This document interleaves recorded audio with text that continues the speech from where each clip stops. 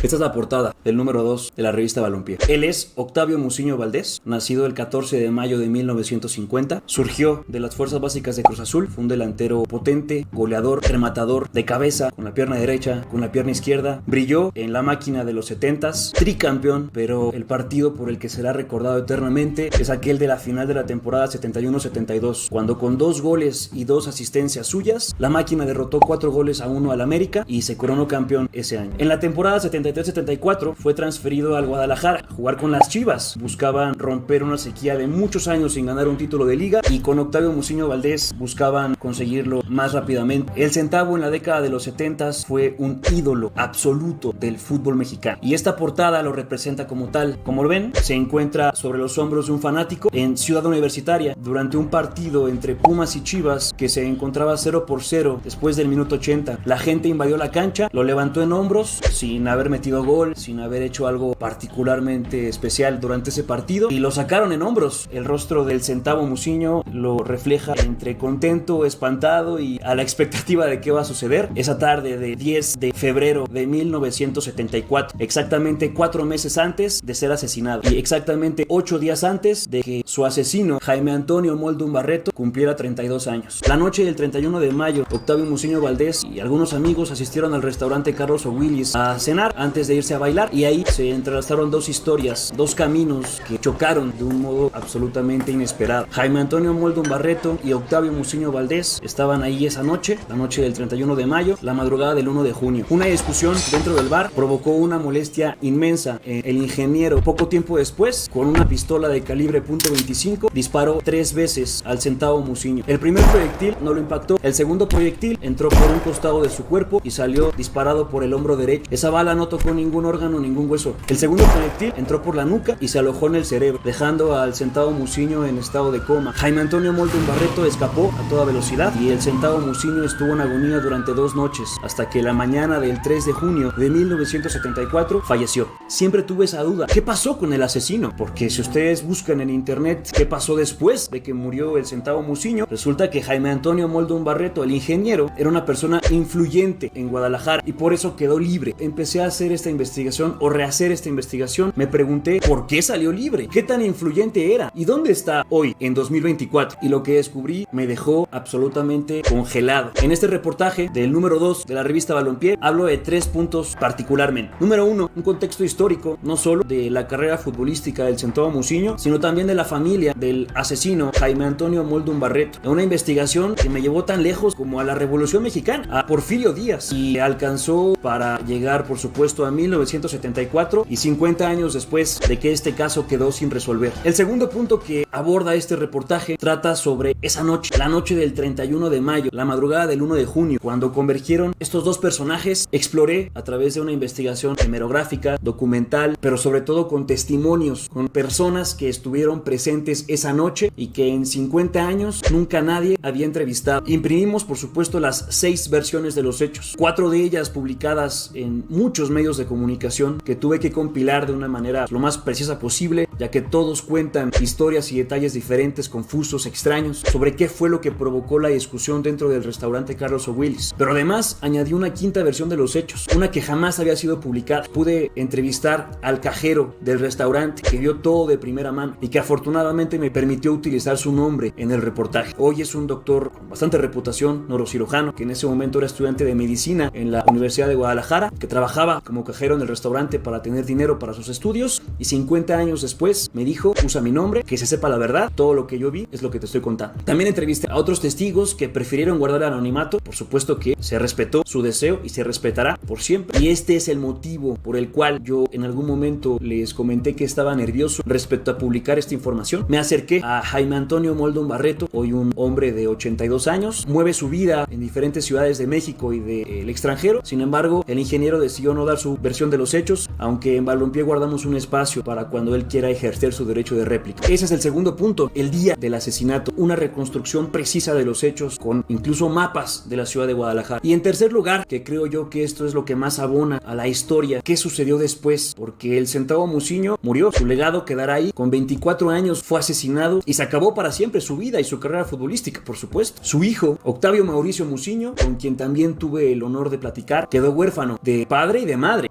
porque su mamá lo abandonó, quedó al cuidado de sus abuelos. También tuve la oportunidad de hablar con Roberto Musiño, el hermano del Centavo. Lo fui a visitar al pueblo de Cruz Azul Hidalgo, platiqué con Roberto, estuve en la casa del Centavo Musiño, pude ver playeras y chamarras suyas de sus tiempos en la selección mexicana y visité su tumba. Estuve en el cementerio donde está enterrado el Centavo Musiño, pero además de explicar cómo fue el dolor de una familia, detallé cómo es que el sistema judicial mexicano y la corrupción inherente en todos los niveles de gobierno de este país permitió que este caso quedara impune, así como permite que cientos y cientos de miles de casos en la historia de México hayan quedado, queden y quedarán impunes. Y por último, y creo yo que más importante, explico en el reportaje, sin tomar ningún tipo de postura, las actividades actuales y presentes de Jaime Antonio Moldún Barreto, el asesino de Octavio Musiño. Sí que era influyente en Guadalajara, tanto que él estaba construyendo una plaza comercial, la primera plaza comercial de la ciudad, y que hoy en día esa plaza sigue en funcionamiento.